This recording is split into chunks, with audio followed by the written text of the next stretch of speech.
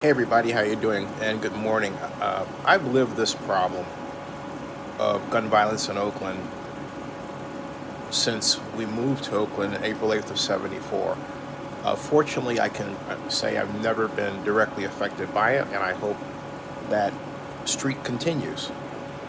Now, the main problem and the reason why I contend that this gun violence problem persists is because for decade after decade after decade, we have insisted on approaching the problem the same way. We either do something to get guns off the street, or we prosecute people that use the guns, or we have more cops.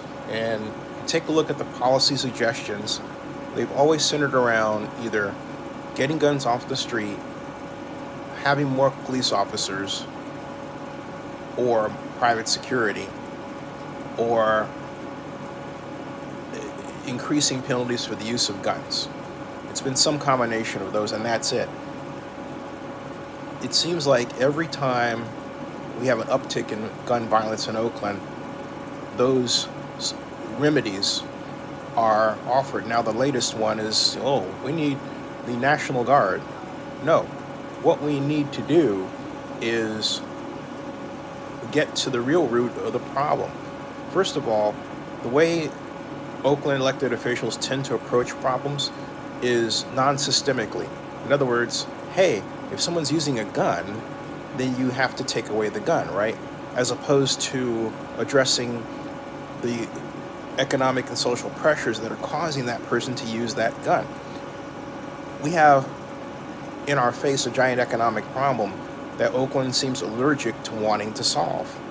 And what we need to do is enact AB464 Mullen by creating a program that establishes tax increment financing districts and business improvement districts, which are already established in Oakland, and then getting the money to those small businesses that need to make repairs and haven't received the appropriate aid from the state or from the federal government. And then also for the people who are below a certain income threshold who live in those business improvement district areas, set it up so that they can apply for special needs grants of up to $5,000 per person. And I contend that if we start a program of allowing people to get emergency money when they need it, okay, and be they an individual or business in targeted areas, then this gun violence problem will reduce. I repeat, it will reduce. The reason is that some business owners will use part of that money that they get to improve their private security. Others will use it to help pay employees. Others will use it to improve the very security of their building, okay? And then, for those who have areas that are beset by homeless on the street, they'll be able to get money to them and establish housing for them. There are a number of things that they can do, and those business improvement districts can then combine that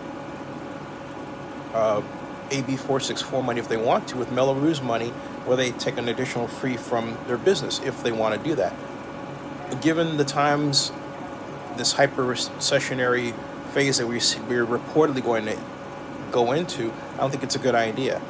But the one thing that I know is that we have risen and fallen over the past 2.5 years with subsidies from government. The reason why we're facing a recessionary climate is because we stopped subsidizing pandemic recovery. There is this myth in the United States that there is something called the free market.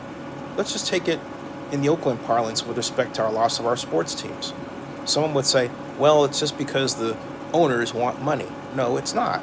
It's because you've had, in order, San Jose with respect to the Athletics, San Francisco with respect to the Warriors, and Las Vegas with respect to the Raiders and now the Oakland A's, that have aggressive economic development staffs that go after our prized pro sports organizations. And the owners are only too happy to listen to what they have to say. or be available for them if they approach them. Okay? That's the truth. Governments matter. There's no such thing as a free market. All of these movements that people do are influenced in some way by governments. We need to get over this idea that there's this free market governing us, because it makes Oakland lazy.